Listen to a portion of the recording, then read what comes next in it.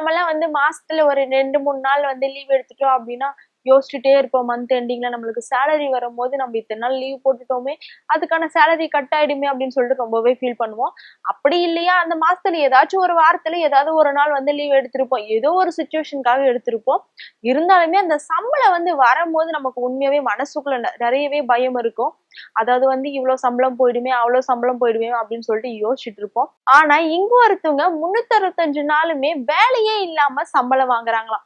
உங்களால யாராலும் நம்ப முடியும்? கண்டிப்பா யாராலுமே நம்பவே முடியாது. அப்படி ஒரு நிகழ்ச்சி தாங்க இங்க ஒரு இடத்துல வந்து நடந்திருக்கு. அது எங்கன்னு சொல்லி கொஞ்சம் விரிவா பார்க்கலாம். பொதுவாவே நம்மலாம் ஏதாச்சும் ஒரு சிச்சுவேஷனுக்காக லீவ் எடுத்துருவோம். லீவ் எடுத்துட்டு ஐயோ சம்பளம் கட் ஆகுதே அப்படின்னு சொல்லிட்டு ஃபீல் பண்றதுதான் நம்மளோட வழக்கமா இருக்கு. ஆனா இங்க ஒருத்தவங்களுக்கு லக்கு அப்படின்னு சொல்லலாங்க. அது என்ன அப்படின்னு பார்த்தா நம்ம எல்லாம் வந்து குலுக்கல் சீட் அப்படின்னு சொல்லிட்டு சொல்லுவோம் பாத்தீங்களா, நல்லாவே தெரியும். ஆனா இங்க ஒருத்தவங்களுக்கு என்ன பொருள் அடிச்சிருக்கு அப்படின்னு கேட்டா நீங்க ரொம்பவே லக்கா தாங்க ஃபீல் பண்ணுவீங்க. அவரு லக்கி பர்சனா இல்ல அவருக்கு கிடைச்ச லக்கா அப்படின்ற மாதிரி தெரியலைங்க. அது கேட்கவே ரொம்ப வித்தியாசமா இருக்கு. நமக்கெல்லாம் வந்து ஏதாச்சும் ஒரு குலுக்கல் சீட்ல போயிட்டு நம்ம விளையாடுறோம், குலுக்கல் சீட்ல வந்து எடுத்துட்டோம் அப்படின்னா என்ன கிடைக்கும் அப்படின்னா நகை கிடைக்கும், இல்லையா வீட்டுக்கு சாமான் ஏதாச்சும் கிடைக்கும். சோ அந்த மாதிரி பொருட்கள் எல்லாமே எனக்கு கிடைக்கும். ஆனா இங்க ஒருத்தவங்களுக்கு 365 நாள் வந்து நீ வேலைக்கே வர தேவையில்ல, வேலைக்கு வராமே உனக்கு 365 நாளுமே வந்து சம்பளம் கொடுப்போம் அப்படின்ற மாதிரி ஒரு குலுக்கல் சீட்டு அடிச்சிருக்குங்க. சோ அது மட்டும் இல்லாம என்ன 365 நாளும் வேலைக்கே போக கூடாதா அப்படின்ற மாதிரி நினைக்கிறீங்களா? சோ இதுல இல்லைங்க ஷாக்கு, இன்னொரு ஷாக்கும் இருக்கு. அது என்ன அப்படின்னு கேட்டீங்கன்னா நீங்க ரொம்பவே ஆச்சரியப்பட்டுருவீங்க.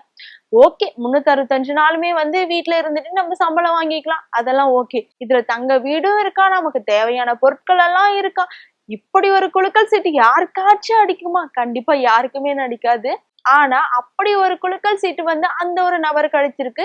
இது எங்க வந்து இந்த நிகழ்ச்சி நடந்தது அப்படின்னு பாத்தீங்கன்னா சீனாவுல தாங்க நடந்தது. நமக்கெல்லாம் வந்து குலுக்கல் சீட்ல பல பொருட்கள் வந்து லக்கா வந்து அமைஞ்சிருக்கும். ஆனா இப்படி ஒரு லக்கு யாருக்காவது அமைஞ்சிருக்கும்? கண்டிப்பா யாருக்குமே அமைஞ்சிருக்காது. சோ இந்த நபரை பத்தி நீங்க என்ன நினைக்கிறீங்கன்னு சொல்லிட்டு மறக்காம கமெண்ட் பாக்ஸ்ல கமெண்ட் பண்ணுங்க.